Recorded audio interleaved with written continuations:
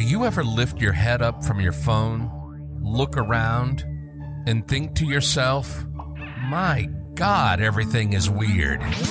Well, we do. A lot. This is the Observation Station, a unique, entertaining, and hilarious podcast. If we observe it, we talk about it. Anything and everything. Anything and everything. Let's get weird and let's have some fun. This is the Observation Station. And now your host, Tommy Heitz.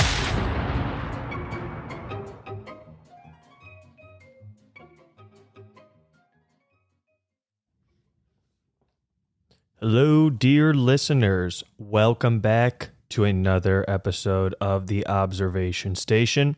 I'm your host, Tommy Heitz. Today we're diving into a topic that is close to my heart, dancing. So, the universal language that lets you express yourself without uttering a single word. But before we get into it, don't forget to hit that follow button there. Make sure to stick around. We're going to be diving into some dancing chronicles of bachata when I went to Medellin. So that's going to be our first segment here in the podcast. I'll go over the lessons I got, the moves that I learned, and kind of a dance hall experience where 5 a.m. is where people in Medellin said that's when our party ends. I'm thinking, well, there's no way. But wanted to start off here just telling you, when I went to Medellin, I wanted to learn how to dance over there because, first off, everybody dances there. So if I learned a little bit of moves, you could probably meet a girl over there and she could teach you how to dance. The rest is history. So I go over there to Medellin wanting to learn bachata. There was salsa too. So getting to look online, figuring out, okay, where is it that, like a dance hall, something like a club, where I can meet people that will teach me how to dance. So I get online here. There's a place right by my hotel. I go there, and there's a poster for, like, dance night. And I can speak Spanish, so I can see that the sign says, like, dance night starting at, like, 10:30 at night till 5 a.m. I'm thinking, this is pretty cool. And it cost only $20 American dollars there. I'm thinking to myself, this is the cheapest, all night kind of cool, it's just fun to be in a place where you don't have to be spending like Miami just to get into a club, and it all costs you like $500 minimally. And you can have a fun night for like $20, $30 American over there in Medellin. So I get in to this club, and it goes kind of like slowly. People start coming in. They need your ID just for security purposes inside there. So they had like my license. Some people had their passport, because apparently, it makes sense. If you have it where somebody's drinking and they cause a huge ruckus, I'm guessing in Medellin there's a lot of problems with that. So they have certain protocols. So it's a little bit of a slow process to get people in, because it's almost like security to get in. So people get in, and, the drinks start getting served into the club. People start becoming a little bit more talkative. And I'm thinking, let me scope out to see which is some cute girls that are going to teach me how to dance here. And they have one room for salsa, and the other room is for bachata. So you can have 2 different styles at the same venue. Salsa is a whole lot quicker, was definitely what I learned. The music is fast. It is no messing around. If you don't know what you're doing, you got to get out of the dance floor. It's almost like that. That's not one that you can learn to just kind of just go ahead and do. Bachata is really slow, but you have to be very rhythmic with your steps. It's got to be 1 and 2 and 3 and 4 and 1, It's cool to have it where you listen to the music and try to dance along with it, though the beats are very in sync with how the steps obviously are moving. Though if you're doing an entire song going with the beat, it's not as easy as you think, because the people really make it look easy, just like ice skating or golf. It's appearing to be easy, though the amount of work it makes to get to an effortless stage of your professional career is something that you don't see, all the trials and tribulations. So I'm asking the instructors, these are actually legitimate instructors there that, they're still, at the party, they're kind of just monitoring things, but I wanted to see about getting classes, and just was asking them in Spanish, so how many years have you been dancing? And they'll tell me, sometimes 8, 10 years. The whole thing is baffling to me how it's like they tell me I still have a lot of moves to learn. And I'm thinking, how many moves in bachata can there be if you've done this for 10 years straight and you're still thinking that there's more? But it's just fascinating. You have to have an open mind, because everybody comes into Colombia thinking that, hey, look, the girls are going to just fall over me head over heels. But if you don't know how to dance, these girls in Colombia are not going to want to be with you. I mean, unless it's like just a fling or just for your money or something like that. All those girls wanted to dance with me there, though I only was knowing the basics. So it wasn't like all the other guys there that grew up in Colombia and they've been dancing bachata since they were, all kids. It's not like they're the instructor grade of how smooth they are, but everybody's got all these steps and they can just go through entire songs with, like 20 different moves. So I'm there just doing the basics, and the girls, they're kind of like laughing a little bit, but kind of in a playful way. Like, and I tell them in Spanish, I said, I'm sorry, I'm learning the basics here, but I'm imagining that really soon here I'm going to be a whole lot better, but I'm enjoying my time with you. And they kind of like that. It's being more vulnerable, though you want to be honest with them and not be like, yeah, I'm the best dancer, and try to just fumble your way around, because they can just sniff it out pretty quickly. It's not like in the United States where you could just hit a couple of beers and snap onto the dance floor and people are like, dude, that guy's a good dancer. You know what I'm saying? Everybody's just drunk as hell thinking, yeah, Bobby, after a couple of Jaegers, that guy out there, he knows how to drop it. Like, well, actually go to some place where it's coordinated. That guy doesn't know anything. And, here in the United States, they'll think coordinated. They think only like ballet. There's a lot of different dances. And men that dance bachata, I'm going to tell you, the ones that did it really well, the girls were falling head over heels for those guys, because they'd just be dancing as if it's like, it's a vibe. You can see when people are trying, just like myself, you're trying to bump, bump, bump, bump, bump. You have to kind of think about it, 1 and 2 and 3, where these dudes were kind of like a music video. You could pick them out in the crowd. You'd be like, oh, that one, the guy over there in the red shirt, this guy over here. And then they have a competition. And then you see these guys that I was looking at being like professional looking. There's competitions there. You can win like free lessons at the venue. It's really kind of cool, because people are cheering on, but it's all in Spanish. That's the kind of the nice thing, is I know how to speak Spanish, but they'll be like, okay, we're going to have a couple songs, and we're going to have this couple over here and this couple over here. Now we're going to have a round of applause when they're done, and the loudest round of applause is who the winners are going to be. So this is going to be round 1. And then they play some music, and it's like, what? And they're like 1, 2, 3, and then they, the DJ hits like the play on the speakers, and people are already cheering them on, because a lot of them are, they're all friends. They're from the city. They know each other, and people are screaming like, "Oh my God!" Da da da da da. It's super cool. And then, then the lights kind of like go down, okay. That's 1.5 minutes. Oh, we got so and so and so and so. Introduce yourself. Okay, we're gonna play. This song from so and so. It's a different melody altogether. It's like, and then they are going crazy. Then even in the crowd, because these people are hitting it just almost as equally, but it's like, oh my God.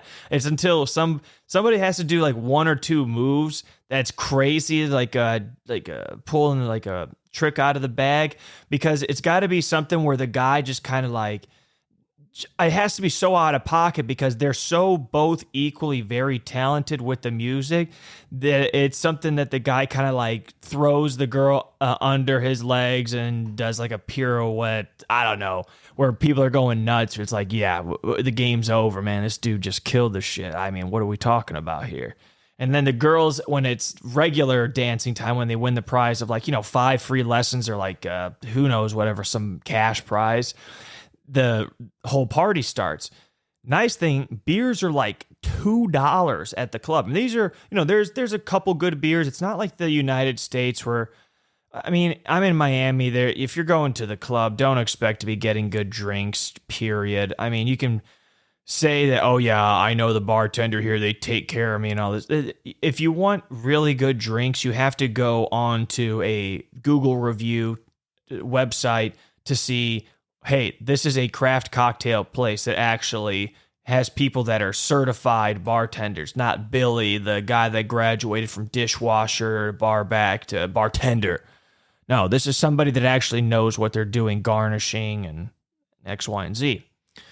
So, I mean, look, it's more than just a dance. It's a conversation between two people. It's like a telenovela unfolding on the dance floor, full of drama, passion, intricate footwork, and in Medellin, they take their bachata seriously. I mean, you could be at a grocery store and suddenly everyone breaks into like a coordinated dance routine, but you get the point there. I mean, it's all about a vibe. So the learning curve, it's not easy, uno, dos, tres, cuatro. It's not easy, but the first lesson's all about the basics: side to side steps, hip movements, the ever so important turns. The third lesson is like when things got real, is when, they're going to be doing dip spins and, all this other stuff where, I was trying to be careful and I was tripping over my own self. It's like when you do a crossover in basketball, when you start tripping over your own ankles, it's like, oh my God, what's going on here? They make it look so easy when you're sitting down and someone does it in front of you, because the dancing actually, it looks like it's in slow motion when you're watching it from a third party, a third person. But when you're in it, where that music starts going on, where it's dun dun dun dun, and then you're waiting for the beat to say 1, 2, 3, say dun dun dun dun dun dun dun dun dun dun dun. So you're going 1, 2, 3, 4, 1, 2, 3, 4. So, but you're going a 3-minute song. It's a place where you have to keep the pace going, and once you have it where maybe you kind of slip up a little bit, you just catch yourself, but you got to be graceful about it. And I mean, look, that's my coordinated dancing chronicle sector. I'm going to switch over to the next segment, which is the freestyle dancing at parties. Now we're talking about a different Tommy. We're talking about, we're going to the party because, have a couple of Modelos, having a good time, not messing around. You freestyle dancing. You hear a little bit of Akon, Drake, somebody, The Weeknd. I mean, the list goes on and on. I can be doing the robot. And like I said, over here in the United States, I'm considered a good dancer.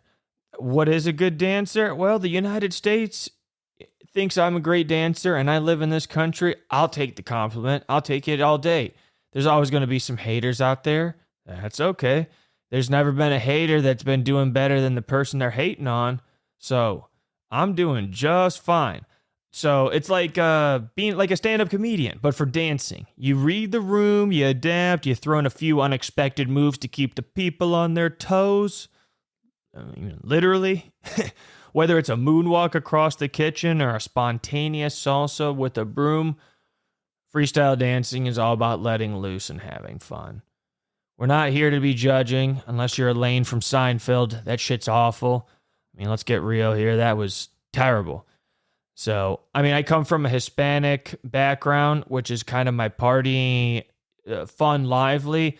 but the European background is where I want to get technical with the bachata. So it's kind of like a cultural bridge for me.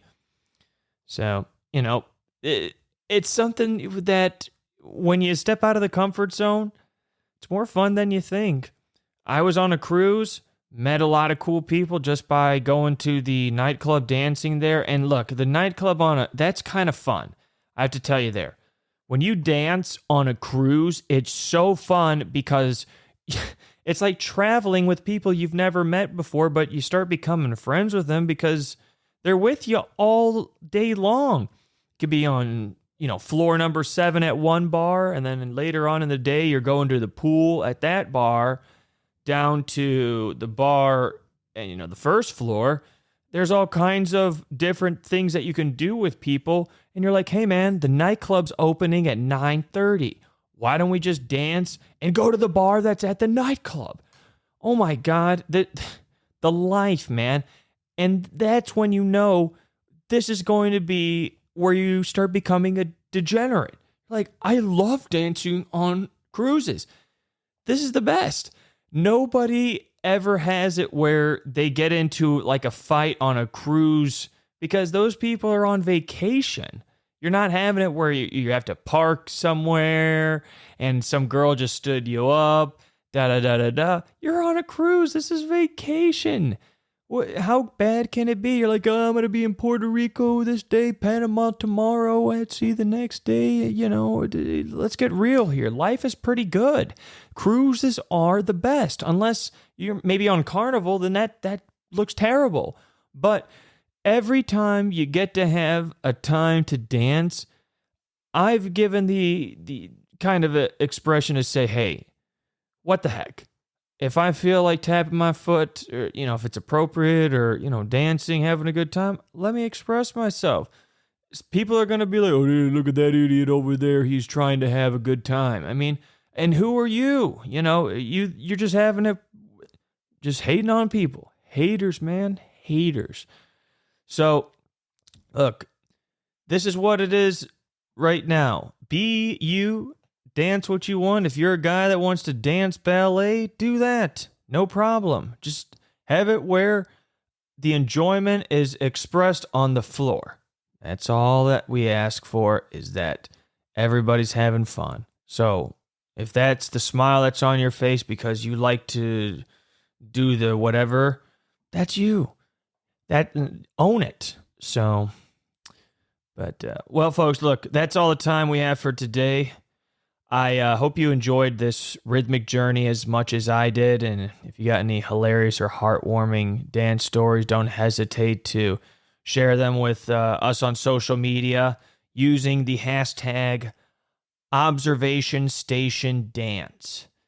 So, teaser for the next episode is going to be the comedy and tragedy of daily life. It's going to be just talking about like chores, DMV, basic stuff that you have to do in life where it's adulting that, it just happens when you grow up. Goes by so quick.